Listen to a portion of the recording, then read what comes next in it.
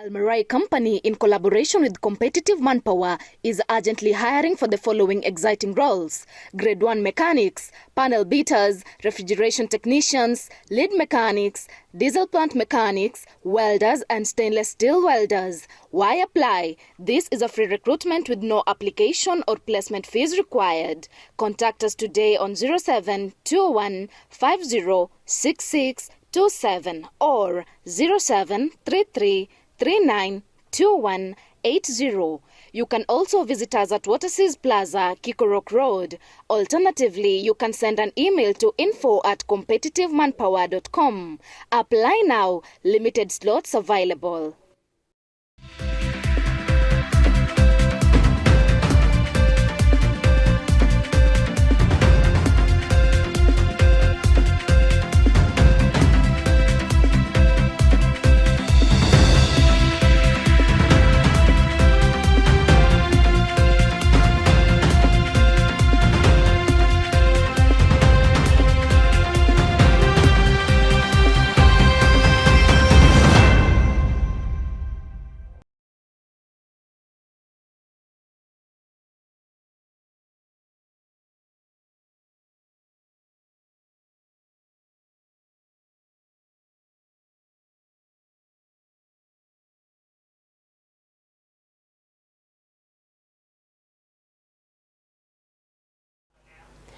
Good evening, good people. It's a beautiful evening here in Nairobi, Kenya, and we hope that your weekend has kicked off well. My name is Doris Waithera. First, to our headline story of the day.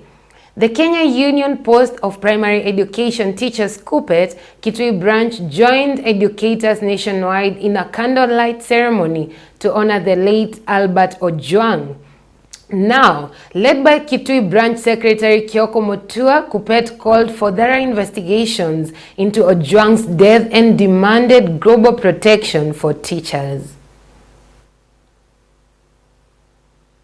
Solidarity forever, solidarity forever, for the union makes us strong.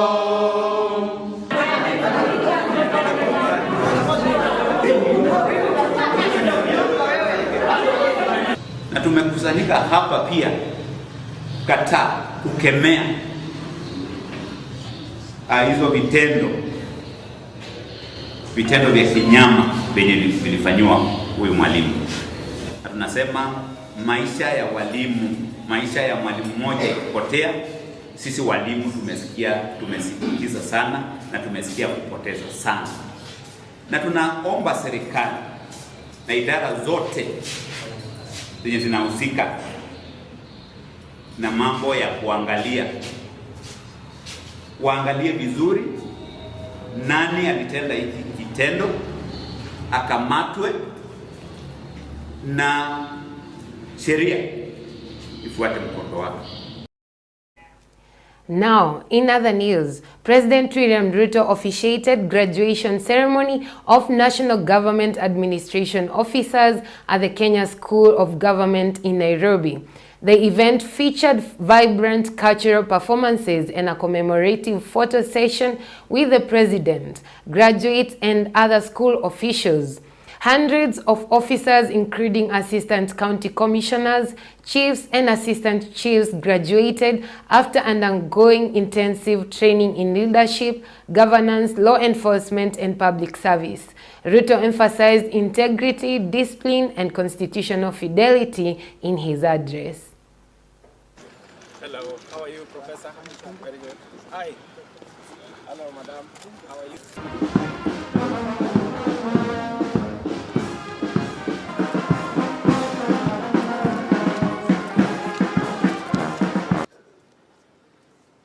Your Excellency, let me mention that during the course of the true greatness demands sacrifice, relentless effort, and an unyielding commitment to purpose. Your public service beacons will always be patriotism, national unity, the rule of law, participation of the people, human dignity, equity, social justice, inclusiveness, there is no other place where people get better experience than serving as national government administration officers. Because in one day you are in Elwak, the next day you are in Kibish, and then you are in Homa Bay.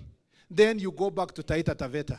These people understand the country like the back of their hands, Your Excellency.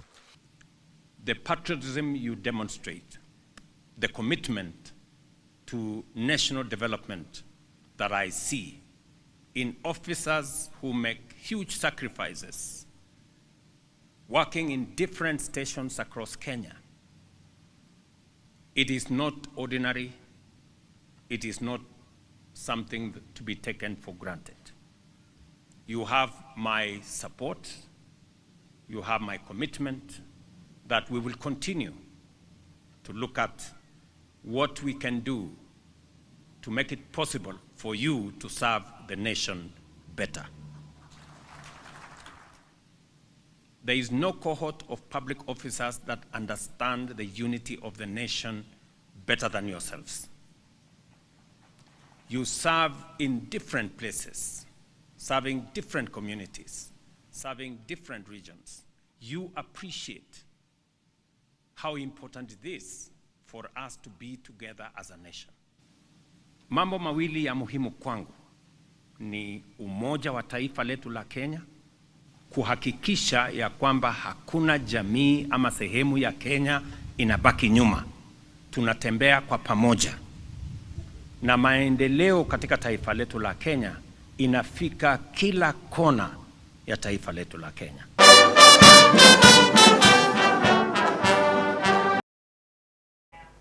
Now, a second officer has been arrested in connection with the death of a teacher and blogger, Albert Ojwang, in the capital of Nairobi. The case has sparked nationwide outrage.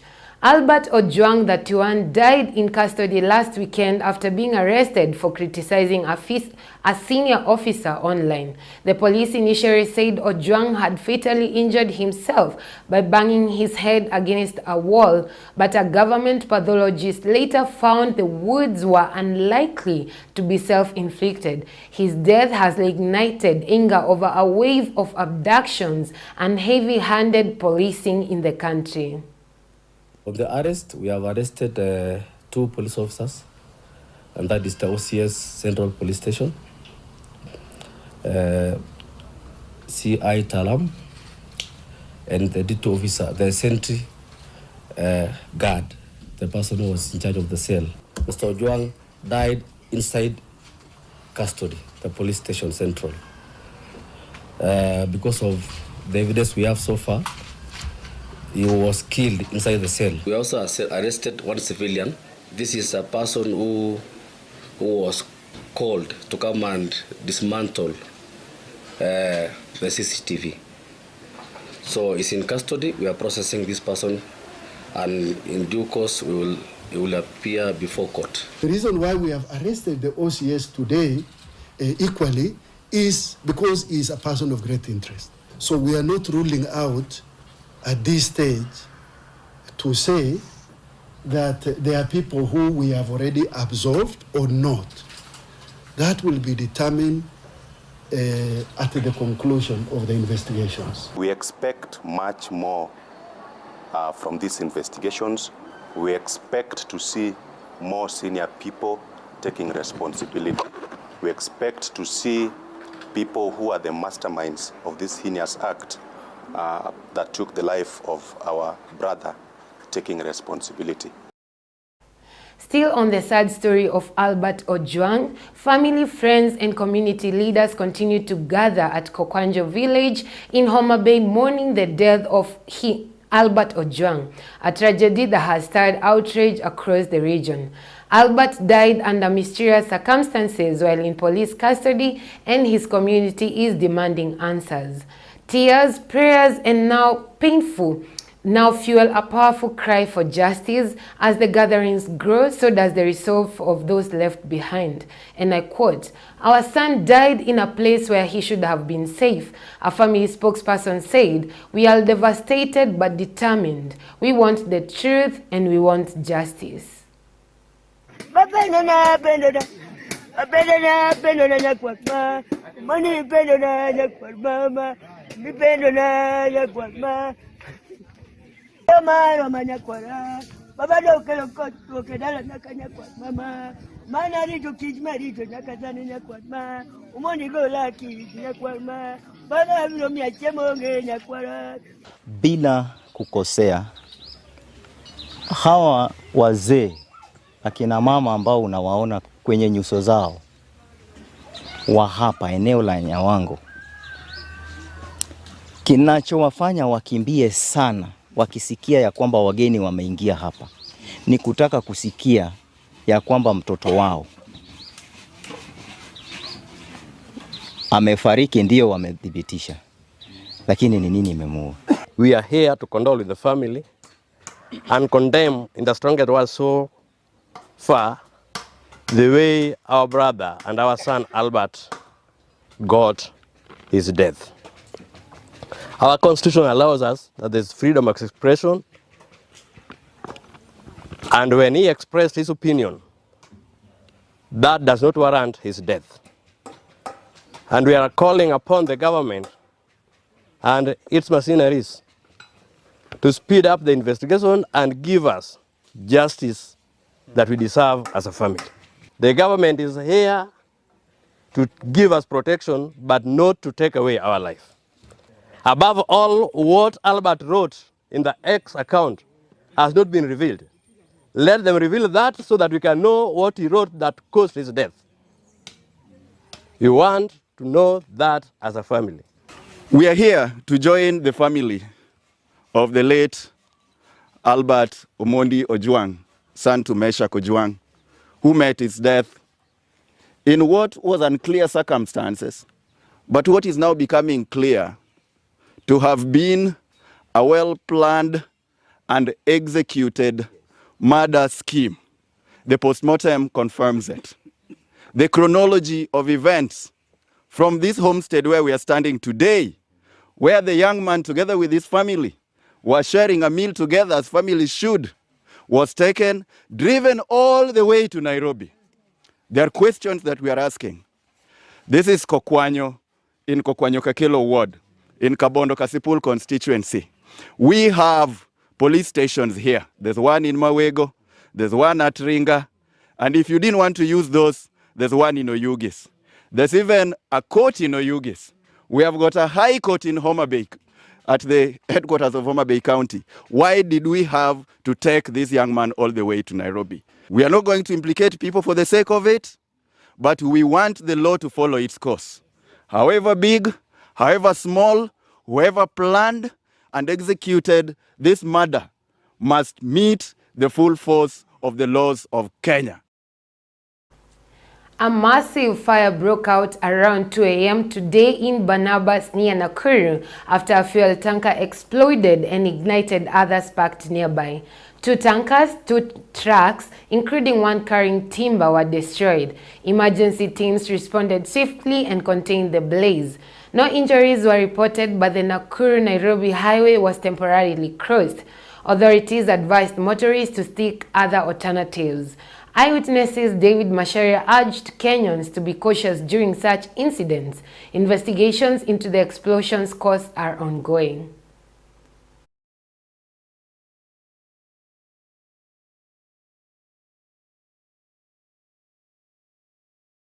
Moto imeanza saa 8 kama na dakika 5 hapo. So na saa hii ni saa 11 inaelekea, na tunashukuru sababu hata kama tukunaendelea hapa na pale moto imezima, na tunashukuru sana. Moto huu ulianza mida ya saa 8 ya usiku, na wakati tulipigiwa simu tulikuta imeanza kushika, na imeanza kushika magari mengine. Ilianza kwa gari moja la mafuta na ikasambaa kwa hizo magari mengine yote matano. Tumejaribu kuzima, tumesaidiwa na mashirika mengine, kama tulikuwa na kitengo cha wanajeshi, tulikuwa na watu wa pipeline na pia watu wa comply. Moto ulikuwa mkubwa sana, lakini tuliweza kudhibiti vizuri kabisa.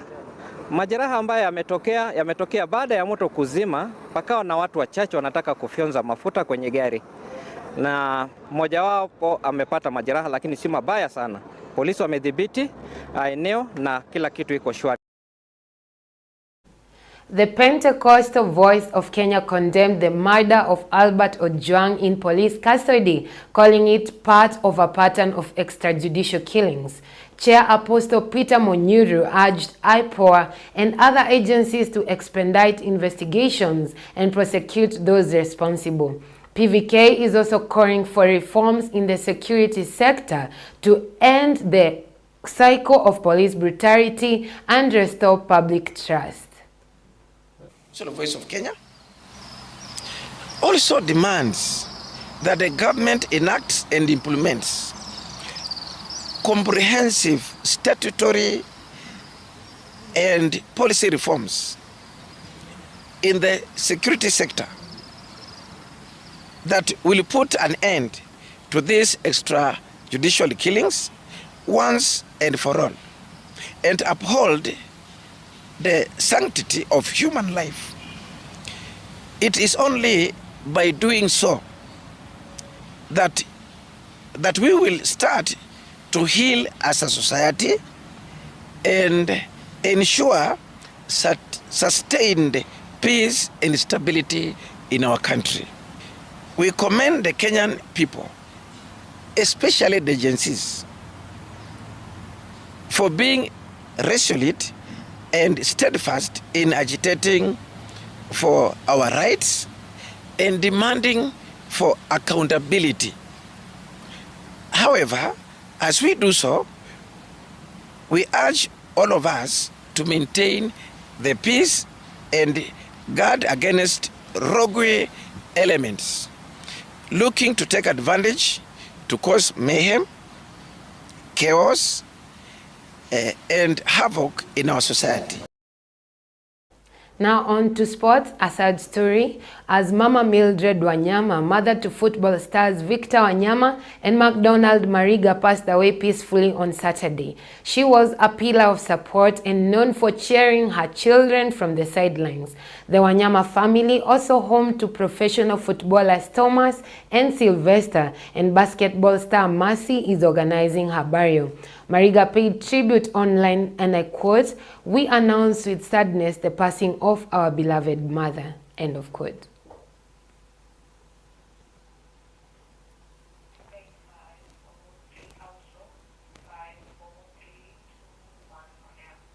My name is Doris Waithera. Thank you for joining us for today's CBS News Bulletin. May you have a calm and peaceful evening.